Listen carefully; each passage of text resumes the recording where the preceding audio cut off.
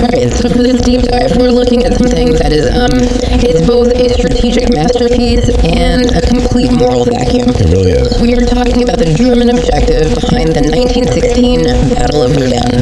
And this is a unique moment in history because you have this major power deciding that territory. It's basically useless. Right, the only goal was the calculated, deliberate annihilation of the enemy's army. That's right. We're really dissecting General Erich von Falkenhayn's Infamous bleeding plan. He wasn't aiming for a traditional victory. No seizing capital cities, no breaking through the front lines. None of that. He was, in effect, engineering a strategic furnace. It was designed to completely exhaust the French nation.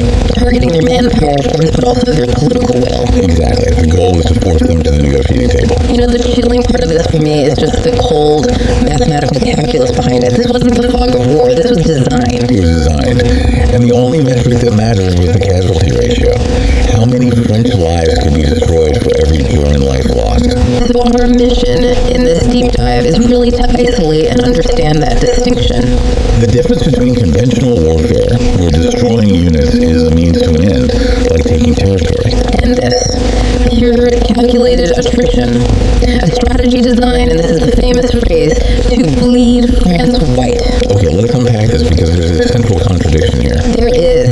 If you're a general, how do you convince your own army, your subordinates, your entire supply chain to commit Massive resources to an offensive where you openly say that winning ground is secondary? It flies in the face of centuries of military thinking. Completely. Well, It required a general like Falkenhayn who was willing to look beyond the tactical maps and focus purely on strategic arithmetic. his core intent? It was laid out pretty clearly, wasn't it? Oh, very clearly. Break the French will by making the cost of war unbearable.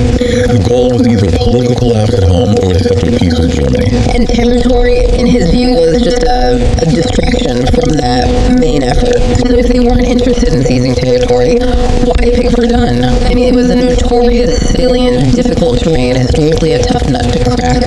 Why there? Verdun was selected precisely because of its psychological weight. It wasn't a tactical choice, it was a psychological one. A symbolic choice. Absolutely. Verdun was one of the last great French fortress complexes. It was a national symbol of resistance, of military glory. Falkenhayn's genius was realizing that French national pride, their emotional attachment, would compel them to defend it at all costs. So he wasn't just planning an attack, he was placing bait. Perfectly put. He calculated that the sheer political pressure on Paris would guarantee a continuous flow of French reserves into the fight, no matter how senseless or costly it became. And that commitment is what would maximize their losses. That is the core mechanism. Falkenhayn was weaponizing French identity against them.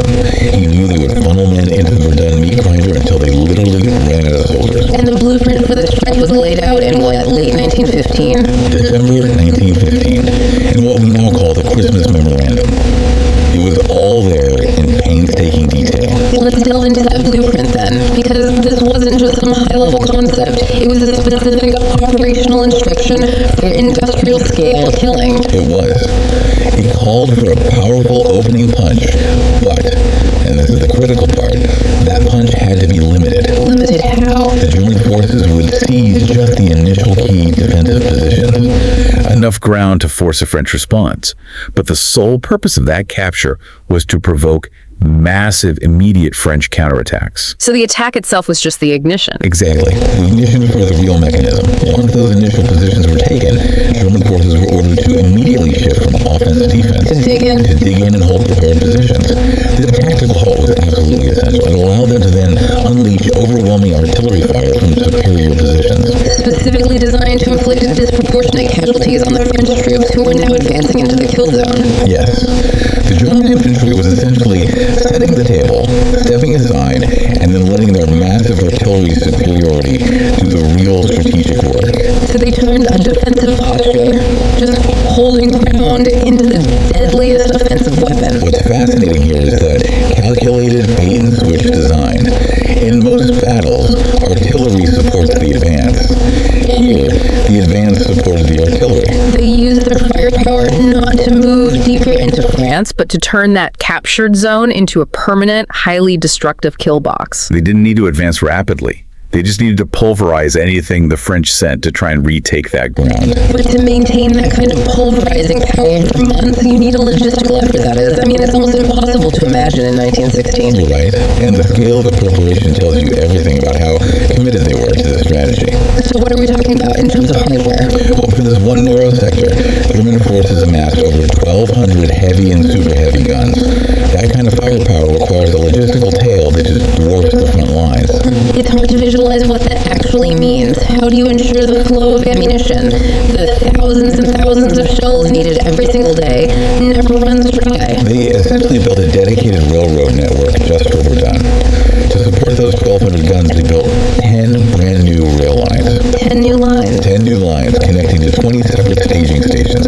This entire infrastructure was solely for supplying the Verdun front with shells. They turned logistics into a mechanical guaranteed system of firepower. Imagine the steel, the wood, the manpower diverted from every other front just to build this ammunition conveyor belt. It's less like setting up a battlefield and more like establishing a Massive mining operation. An operation to extract human lives at an engineered rate.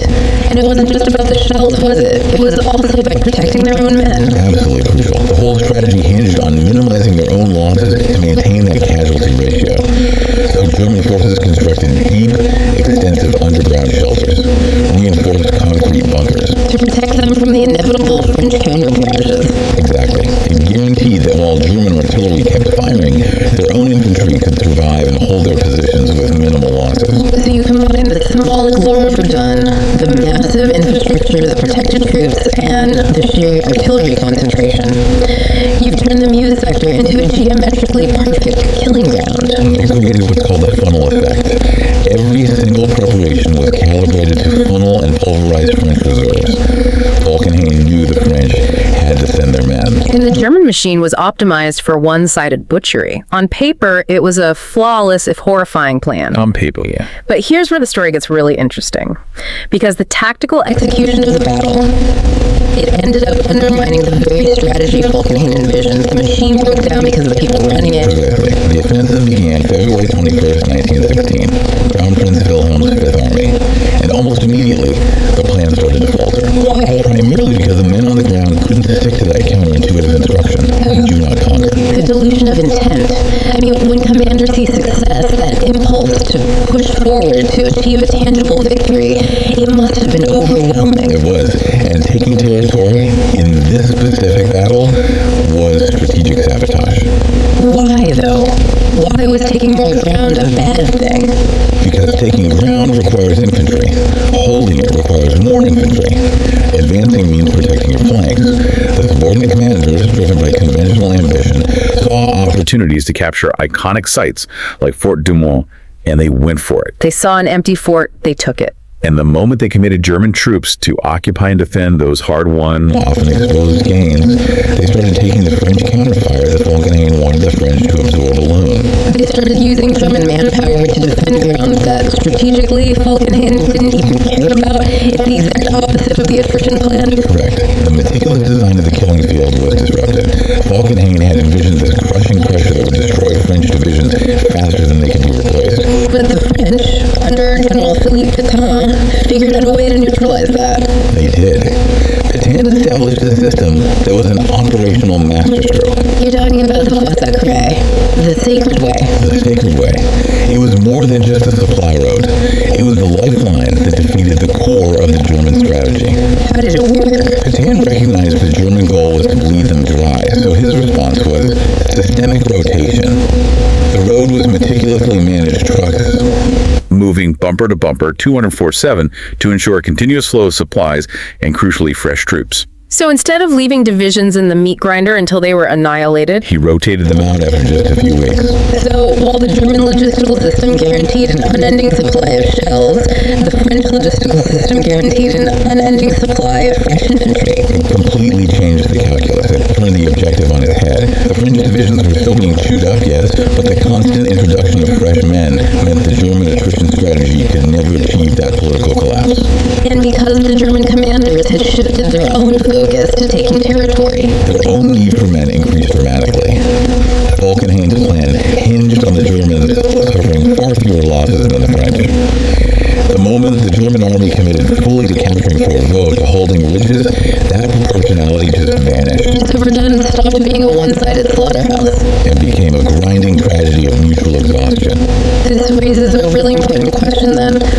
strategy is this ruthless, but Also, this counterintuitive requiring the discipline to not conquer.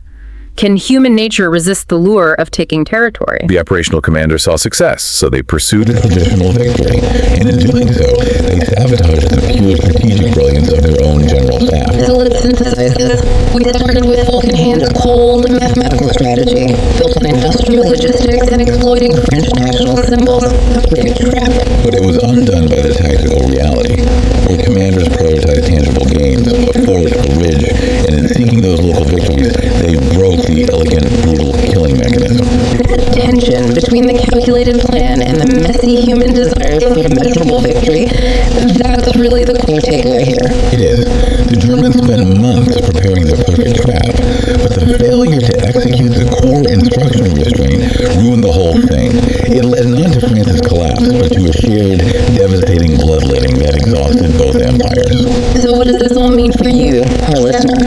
This deep dive shows us that strategic success often relies less on the brilliance of the initial Idea, and more on the rigorous, painful discipline needed to execute its most counterintuitive parts. A strategy that demands you halt when victory seems within reach. Is a strategy that is inherently difficult for human beings to follow. And think about this. The plan relied on the premise that emotional attachment, Francis, to Verdun could be weaponized. But in the end, it was the calculation that failed. Falkenhayn's assumption that his own generals would resist their tactical instincts.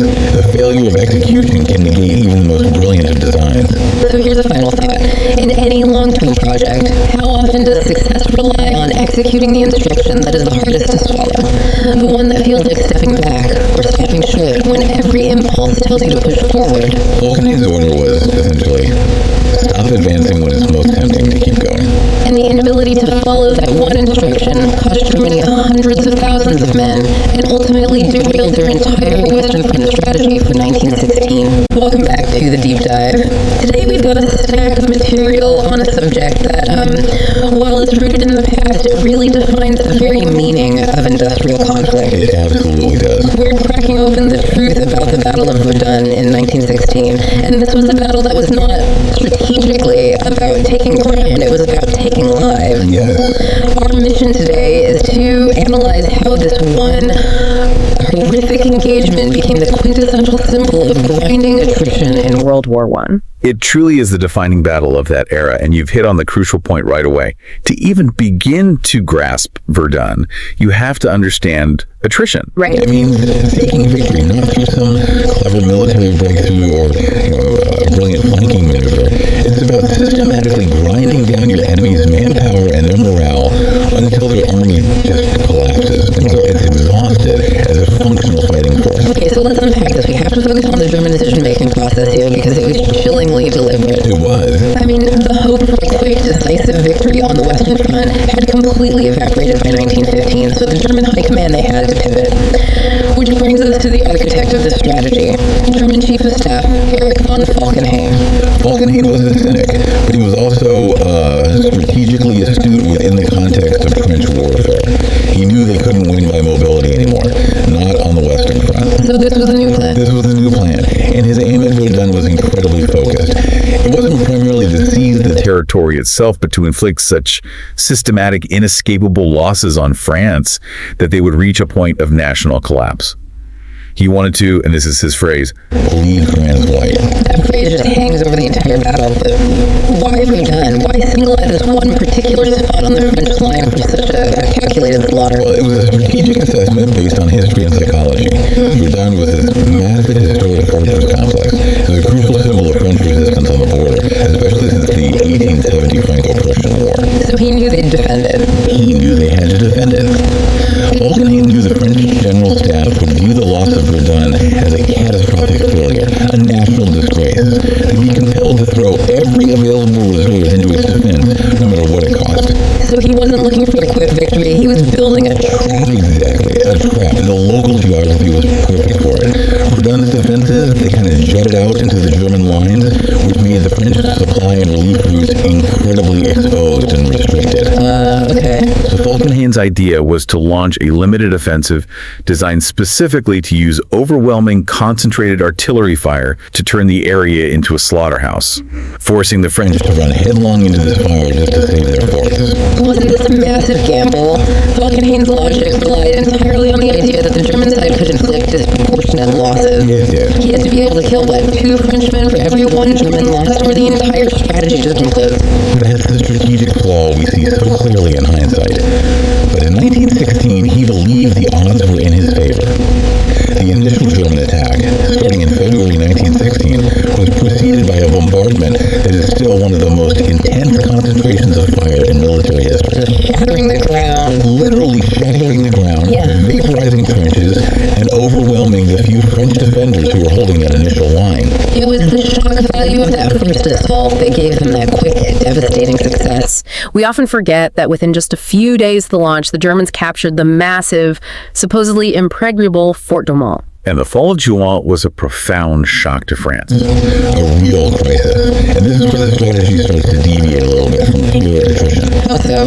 Well, Falkenhayn initially only wanted the fortress to draw in the French reserves. But once German troops were actually holding these vital symbolic points, they got drawn into defending their own gains. So they got caught in their own trap. In a way, yes. The fight shifted from pure artillery attrition to savage, close-quarters infantry assaults and counterattacks. And this is where the mill truly started grinding both ways. The source material confirms it. The limited offensive design to trigger French counterattacks ended up triggering incredibly costly German defenses as well. Absolutely. You end up with both sides just feeding divisions into this narrow sector. It's the ultimate definition of the mill. What's fascinating here is the sheer logistics required just to keep this thing going. We talk about the carnage, but we have to remember the duration. This was the longest single battle of the entire war. It was. From February 21st until December 18th, 1916. Over 9 months. 9 months on a battlefield roughly the size of a medium city.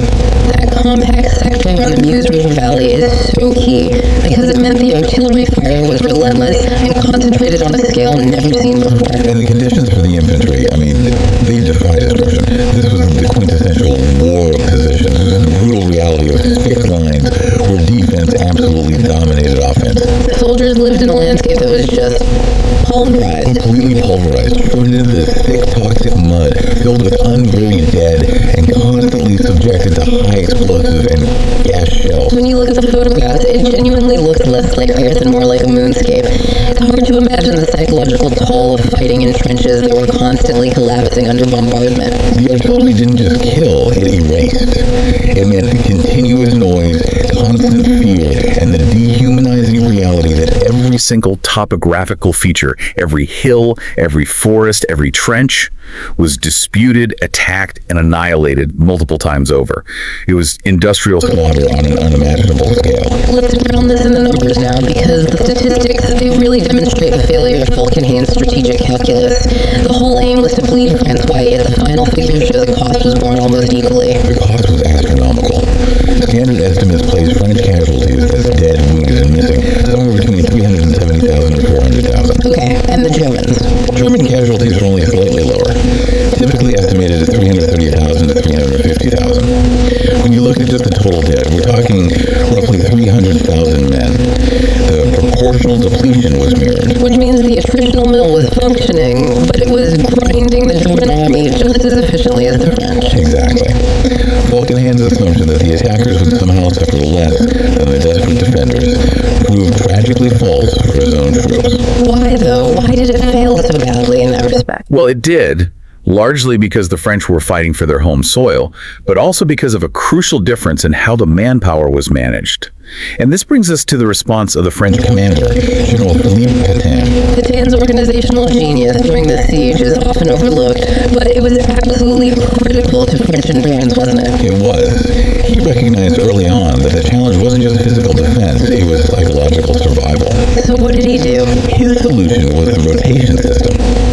Instead of leaving units in the line until they were completely annihilated, which has been pretty standard practice, Petain rapidly circulated divisions in and out of the Verdun sector. For shorter spells? For short, finite spells. 2 to 3 weeks, usually. That system was about distributing the trauma. It meant that a huge percentage of the French army, nearly 70% of it, would eventually serve at Verdun, sharing the physical and psychological burden. They knew the ordeal would end. Exactly. This had an immense psychological benefit for the whole army. It created this concept of collective sacrifice and shared suffering, rather than the sacrifice of just a few isolated divisions. The logistics of that rotation must have been mind-boggling, moving hundreds of thousands of men and all their supplies in and out of a war zone. It relied entirely on one single, narrow supply road that ran from Bar-le-Duc up to the front. The French called it the Voie Sacrée, the sacred way. The sacred way. And truck convoys ran on it 24 hours a day, nose to tail, moving everything: men, ammunition, food, water, replacement guns. Without the ability to sustain that logistical pipeline, Petain's rotation would have collapsed. And crucially, the Germans didn't adopt a similar system right away. They couldn't. They largely did not. German units tended to remain in the line for much longer, and they often suffered a far greater internal depletion of their experienced core units before being relieved. Why the difference? There was greater rigidity in the German command structure and maybe a bit of overconfidence that they were still primarily the attacking force, so they kept their experienced divisions committed for too long. This led to a disproportionate qualitative erosion of the German field army, even if the quantitative casualty figures were comparable. So we have a strategic mill designed by Falkenhayn, logistical mastery by Petain, and comparable body counts. This moves us perfectly into the symbolic and political meaning of the battle, because at the end of the day, Verdun was less about tactical advantage and more about the national will to survive. Defending Verdun became a matter of national honor. It was the place where France drew its line in the sand. When the French leadership realized what the Germans were trying to do to break their morale, they completely reframed the fight. It stopped being a military objective and became a defense of the French soul. And that is where the famous rallying cry comes from, immortalized by General Robert Nivelle. They shall not pass. On ne passe pas. That phrase instantly turned this gruesome, localized fighting into a defining test of French endurance. For both the exhausted soldiers and the waiting civilians, Verdun came to represent the horrific essence of static warfare. Minimal gain for colossal, unbearable human cost. It truly became the battle symbol of the entire conflict. It's the archetype of industrialized slaughter that sticks in the public consciousness more than almost any other battle on the Western Front. And its impact immediately rippled out. It fundamentally altered the strategic direction of the entire war in 1916. The massive 9-month commitment at Verdun completely exhausted the French army's ability to participate effectively in the planned Allied summer offensive. So, okay, what does this all mean for the Western Front strategy later that year? The Allied plan had been for synchronized massive attacks by both France and Britain, with the French blood white and tied down at Verdun. What happened to that plan? It shifted the entire burden onto the British. The French were simply too depleted to commit fully to the Somme offensive, which was scheduled to launch in July 1916. This forced the British Expeditionary Force to assume the primary attacking role. And launched the Somme earlier, And at a scale they maybe weren't fully prepared for. That's right. Verdun directly dictated the shape and the timing of the Somme, which, of course, itself became another monument to high-intensity Attrition warfare. So by the end of 1916, when Verdun finally stabilized and the French had largely regained the ground they lost, what was the result? The result was that both armies emerged physically depleted and psychologically scarred. The lesson learned across the high commands was grim. The war was not a contest of maneuver. It was simply a grueling national test of who could endure the highest degree of punishment for the longest time. So if we pull all the consequences together, Verdun wasn't some accidental tragedy. It was a deliberate strategy that failed to achieve its primary objective of disproportionate bleeding. It failed in its primary goal, yes. Yet it succeeded tragically in becoming the absolute defining metaphor for the war's waste and futility. That is the ultimate paradox. The battle solidified the German military's faith in attrition, even though the cost was symmetrical, and it cemented the French national identity around the concept of immovable resistance. The memory of Verdun in France is still sacred. It's seen as the ultimate site of national suffering, symbolized by these massive ossuaries that contain the remains of Hundreds of thousands of unidentified soldiers. Historians frequently call it the classic example of pointless slaughter, a mill on the Meuse that defined the Western Front. And its legacy goes beyond just the numbers. The intention was to use geography and artillery to break the enemy's will. And the tragedy is that while it broke the wills and lives of hundreds of thousands of individual soldiers, it did not break the national will of the French. Instead, it hardened the resolve while simultaneously devastating the professional core of the German army. So since the Battle of Verdun demonstrated that the logic of the attritional mill resulted in comfortable casualties and merely shifted the burden of the war rather than ending it, what does this specific Deliberate example tell us about the long-term viability of high-intensity, purely attritional strategies in modern conflict? Does modern technology change that calculation, or does the logic of the mill remain inherently flawed? Something for you to mull over as you conclude this deep dive. Welcome back to the deep dive. Today we're going to be taking a really detailed look at a stack of sources that don't just tell a story, they kind of interrogate the brutal math of the story. We're diving into the Battle of Verdun, a singular and devastating case study in the calculus of attrition during the First World War. And our mission today is really specific, because when you look into Verdun, you find this frustrating stack of casualty figures. They're always close, but they're never quite the same. Right. So we're going to use those raw numbers, the different totals, the breakdowns, to try and pull out the key insight. What does that sustained scale of loss really tell us about the war strategy itself? Okay, so let's unpack that. When we talk about Verdun, we're talking about a battle that went on for 302 days. Yeah, just think about that. Almost 10 months of just concentrated, continuous grinding warfare. And we have to hold that duration in our minds, because the numbers we're about to get into, they only really make sense through the lens of absolute sustained commitment. Absolutely. The duration, it really defines the strategy. Yeah. And just to ground you right away, we should probably establish the tragic consensus. Across most of our sources, the estimates put French losses at around 377,000. German losses, a little bit lower, around 337,000. So when you add it all up, killed, wounded, missing, captured, everything, from both sides, you're easily hitting or even going over 700,000 total casualties. That's our snapshot. That's the baseline of, unimaginable scale we're using for this deep dive? And that magnitude is so staggering, it leads us right into our first section, understanding the velocity of that loss. Because 700,000 people over 302 days, it feels kind of abstract, until you break down the pace. How fast were they losing people? What was the average velocity of this attrition? This is where the math just gets chilling. If you average it out over those 302 days, the battle sustained an average rate of 70,000 casualties a month. 70,000 a month? Every single month. It's just relentless. And that figure, that's the core of the Verdun narrative. This wasn't a series of, sporadic fights. It was a non-stop mechanical process designed to just consume men. Wow. 70,000 every 4 weeks. If you imagine a full stadium just being emptied every month from injury or death, it suddenly makes those higher-end casualty figures, some sources say upwards of 714,000, feel completely plausible. Almost inevitable, yeah. It speaks to the sheer industrial scale of it all. And while those numbers are total casualties, so including every kind of injury, we really have to emphasize the permanent cost. The death toll. The death toll. Looking across the different data sets, the sources consistently confirm a total figure of around 300,000 outright deaths. 1/3 million lives gone in one place. Over 10 months, just hard to even wrap your head around. It is. And this massive sustained hemorrhage, it brings us directly to the key strategic insight of the whole battle. Germany's stated goal, the whole reason for launching the offensive in February 1916, was to create a calculus of attrition. Right, they wanted to inflict disproportionate casualties. Exactly. The goal was to bleed France white, to force them to commit every last man to a hopeless defense until their army just collapsed.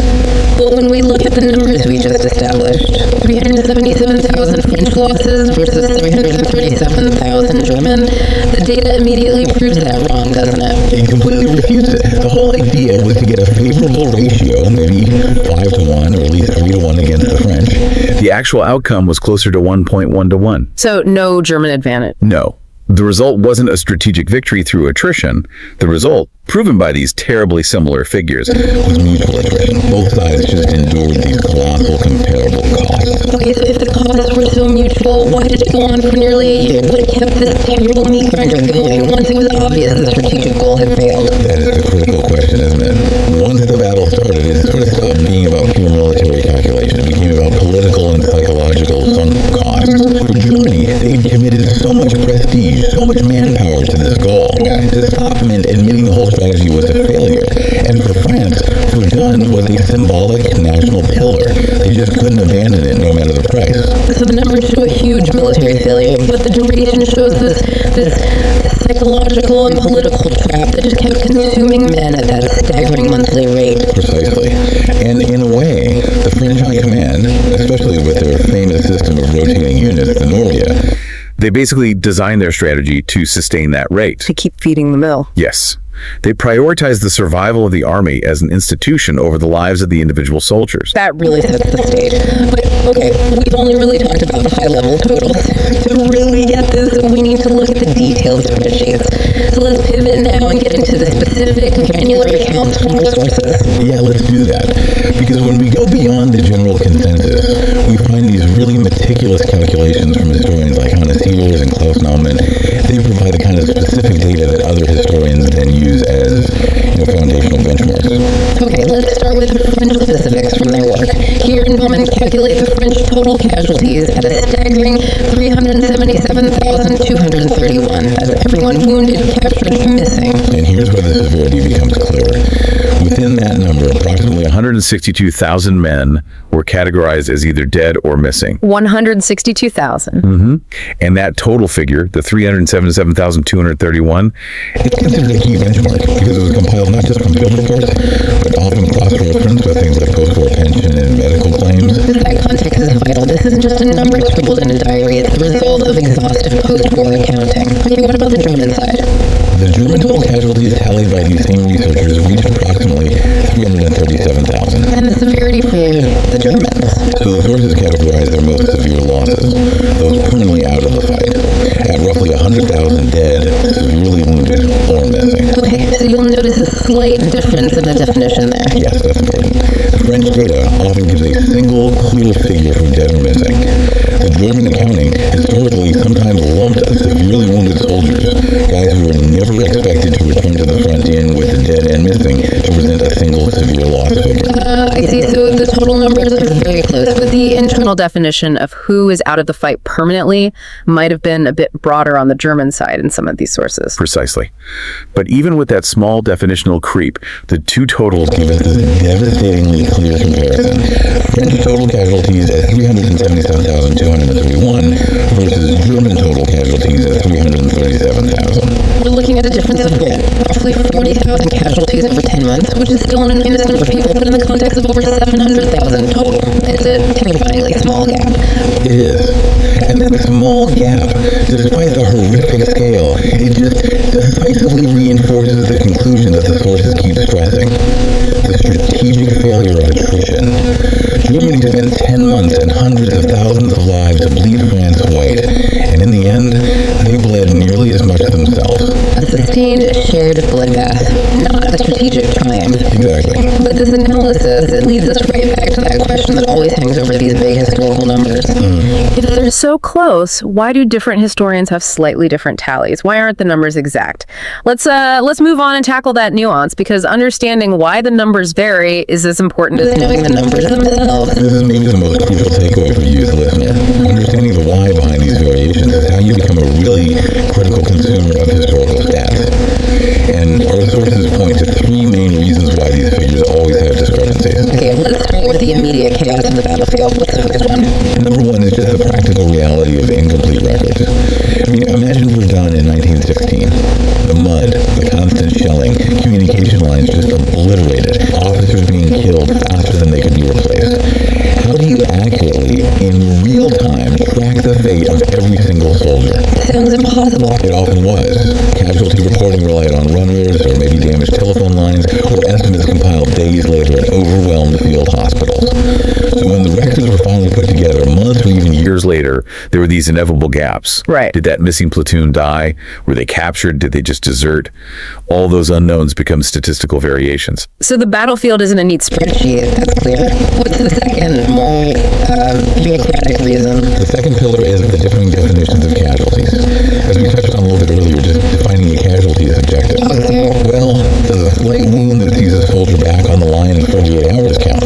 If one army counts those temporary injuries and another only counts severe or permanent losses, your final tally is going to diverge wildly. So even that 40,000 person gap we saw could, theoretically, just be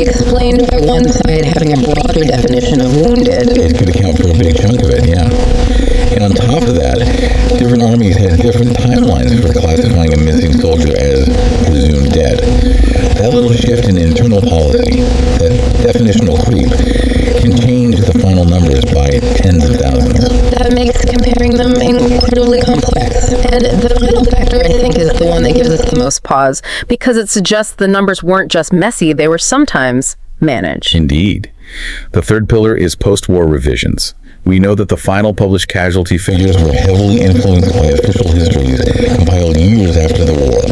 Our sources specifically mention institutions like the German Reichsarchive and the official French war history. And why does that matter? These are historical archives. You'd think they'd be trying for accuracy. They were seeking historical truth, yes, but often through a particular lens, a lens of national pride or strategic justification.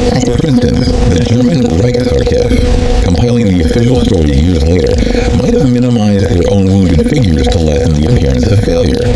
Or, conversely, they might have maximized French fatalities to support the claim that their attrition strategy had actually worked. These institutions were strategically processing the raw data to shape the national memory of the war. So the figures we rely on today are often consensus figures that sit somewhere between multiple, highly researched, but sometimes politically influenced breakdowns. That's exactly right. And those three pillars, the incomplete records, the different definitions, and the post-war revisions, they explain why historians use broader ranges, like 370 to 400,000 for the French, while using specific figures like here and Namen to provide the most detailed perspective we have. The goal is never the single exact number, but understanding the true overwhelming scale. And that brings us right to the core takeaway. Despite all these small variations in the historical accounting, the central finding from our deep dive stays startlingly consistent. The sources consistently confirm two non-negotiable facts about Verdun. First, the staggering magnitude. The total cost was consistently measured at over 700,000 casualties. And second, the fundamental strategic failure of attrition. It was mutual. It equalized the cost, rather than favoring the attacker. The ultimate result was just the crippling of both armies. It's a profound lesson in the futility of aiming for that kind of decisive attrition in modern industrial warfare. The raw data tells the story better than any narrative ever could. So let's leave you with a final thought to consider. We've established that casualty figures can be influenced by national institutions like the Reichsarchive years after the fact. So if the data that historians use was itself processed and sometimes shaped by political or national bodies trying to frame the memory of the war, how does that knowledge change the way you view the truth behind any historical casualty figure you encounter? It forces us to apply this critical eye to the source, way beyond just checking the number.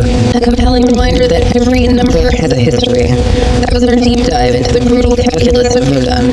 We hope you feel thoroughly informed and maybe a little more critical of the statistics you see moving forward.